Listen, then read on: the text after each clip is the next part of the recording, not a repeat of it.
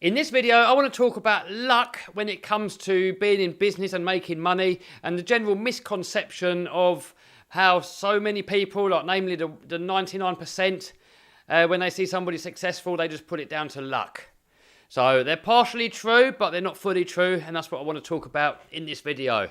So first of all, when it comes to luck, everybody in this world, pretty much, almost everybody, there's always exceptions to every rule, so don't always hold me to it, always walks into lucky situations. Sometimes every day, sometimes every month, sometimes once a year, maybe only a couple of times in their year. Everybody always walks into situations that could be lucky. So it's 10% luck when it comes to success, or maybe even less than that, and then it's 90% to 99% of what you do with that luck in order to become successful. So, for example, what a lucky situation could be is maybe you walk into, just randomly, you might walk into somebody that's like a supplier of a certain product, and maybe he's offering it to you that you can sell it online or something. That could be your little golden nugget to sort of get your sort of online business going. You might pass on the offer and say, nah, and so there, you've had your luck, and you've nod it off. So, you know, something like that. Also, another little simple one might be something like my eBay course. You might have bumped into my eBay course, or maybe somebody else's course. And I'm not talking about any online course. It's got to be one that you know actually works. You might bump into it, and you might look at it, and you think, you might be too pessimistic. It's not going to work. And you're going to pass on it and not do it. 10, 20, 30 years down the line, and you're passing on all these opportunities that are arising, and you're just passing and passing and passing. So to somebody that acts on one of these opportunities and follows through with it, yes, it was the initial luck to sort of plant the seed or to bump into a situation. That is the initial luck. But most people don't act on that luck, and they just sort of let it pass and never give it another thought and just forget about it. So in that way, it's right. And also, luck's just a numbers game. So if you do something enough, eventually, not always, but most probably, you're going to eventually walk into success. So for example, it might be a bit of a crappy example, but saying like if you're playing roulette and you put your number onto 0 all the time, or onto like 0 or onto 1 or 2 or whatever, you keep putting your little chip onto a number. And you keep doing it every round, you keep doing it. Eventually, you're going to win. And you're going to win like a load of money. I know it's a bad example because, ultimately if you keep doing it, you're going to make less money than what you make. But for example, like in making YouTube videos, people like I've had successful videos and people go, he's just lucky. He's only lucky that he's getting so many views.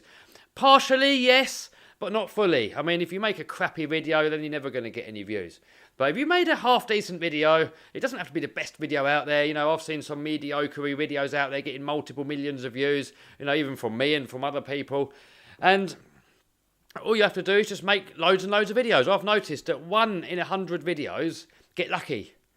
So you just make 100 videos. Make 100 videos, and the chances are that one of those videos are going to go lucky and you're going to get loads of views. If you only make 1 or 2 videos, the chances of one of them 2 going lucky is like 1 in 100, 1 in 2, 1 in 50, something like that. If you make 100 videos, the odds are that one of those videos are going to go lucky. The same as eBay, if you're making eBay listings. I mean, I found, as a beginner, most items you sell, you won't do well at. You're going to fail at. You're not going to really make any sales because you don't know what you're doing. But you can do the same with that. You can just keep listing loads and loads and loads of items. Maybe cheap items. If you go to China, AliExpress, for example, you can buy items for £1 or $1. Shipped and delivered to your door. And you buy 100 items like that, list them all on your eBay. The chances are that one of those are going to do well, and you just then buy more of that item that's doing well. So obviously the better you get, and the same with YouTube and the same with eBay, the better you get at something, the numbers are going to start getting better. So for me now, when I sell items on eBay, I'm roughly at a 50-50. 50% of the items that I sell, they don't really sell, they don't do well. I end up just getting rid of them or selling them for cheap just to get rid.